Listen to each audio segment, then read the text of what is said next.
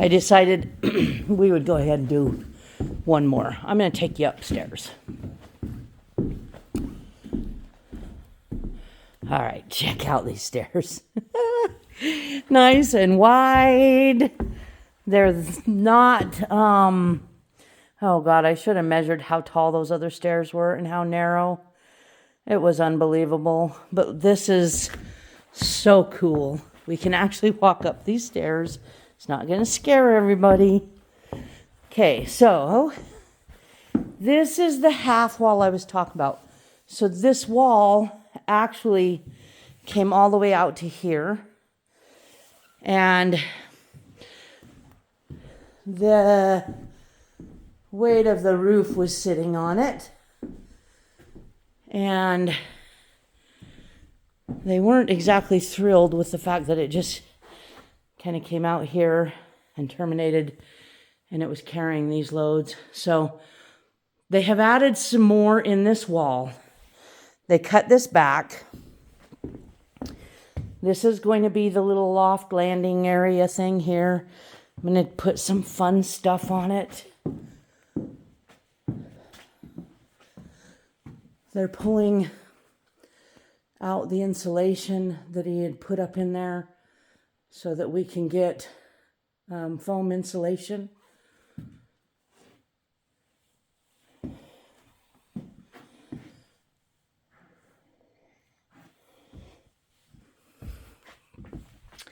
So this will be a closet.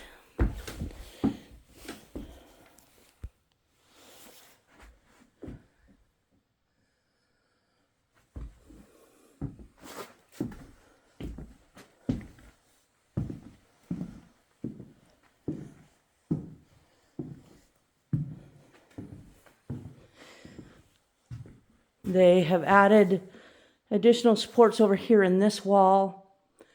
You can see now we've got the porch over the back. It's not going to keep doing it, but you can see that this beam had taken on a tremendous amount of water over the last, I don't know, 4 years or whatever we've been doing this now.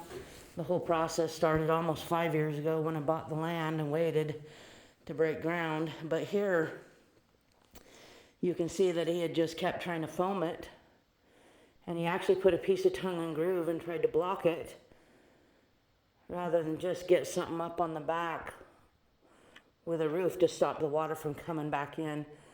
They have added 2x6 pieces throughout this wall here because we have the same thing that was happening in this wall as we did others, where he just wasn't properly transferring and carrying those loads down. So they have added a lot of 2x6s into these walls. Here, they have added the bolts that were missing on some of these beams.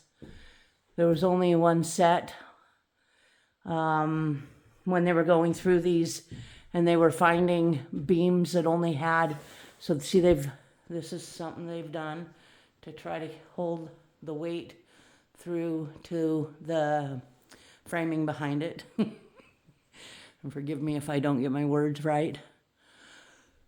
So they have gone through and tried to shore all of this up, added bolts, because of course we only had screws in a lot of places.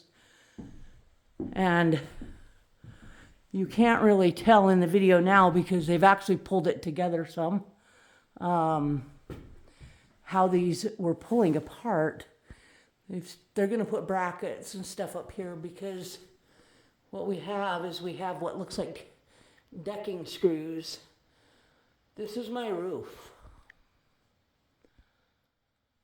And you see that goes up, and we're going to have brackets on all of these.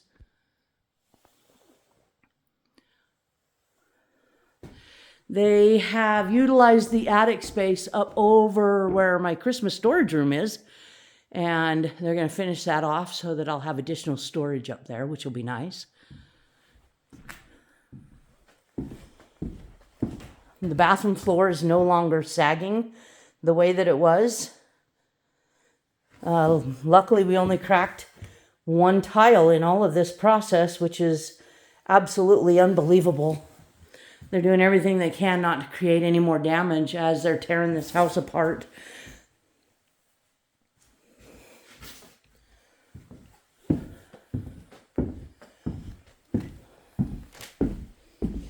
And now we have a decent sized closet in this bedroom. These bedrooms weren't going to have much of any kind of a closet. Hardly enough to even put a hanger in. I don't think you can see the line on here real good, let alone the measurements. There's a faded orange line of where the closets were going to be. This was going to be my bedroom closets. This is what happens when you don't have blueprints. Somebody would have caught that. I should have insisted. He said we didn't need them. He said we could draw it to scale. I should have insisted. So they've added some more framing up here. They've added some supports on the side because, of course, this beam carrying this roof here, if you look back through the videos, you'll see how this beam was supported. And you can see the difference in what they've done here to beef up this wall. So I have put these on YouTube in order so that people can go back and look as this house progresses, and they can see the changes, and they can pick out the errors that were serious construction flaws and some horrible safety issues. So it's a lot of people out there, well, maybe not a lot, but there's still some people out there that don't like me, that feel that I did this man dirty, that believed him. He told them I just didn't want to pay him. He told them that after my divorce, I didn't want this house. None of that was true.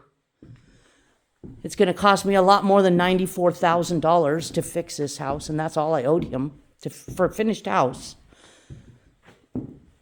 So it's just sad, and I hope and pray that nobody else ends up in my situation, because it's absolutely devastating. And if you feel you're being done wrong, start looking into it.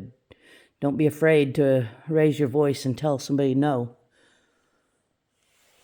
So enjoy your wintry day, and we'll see you soon.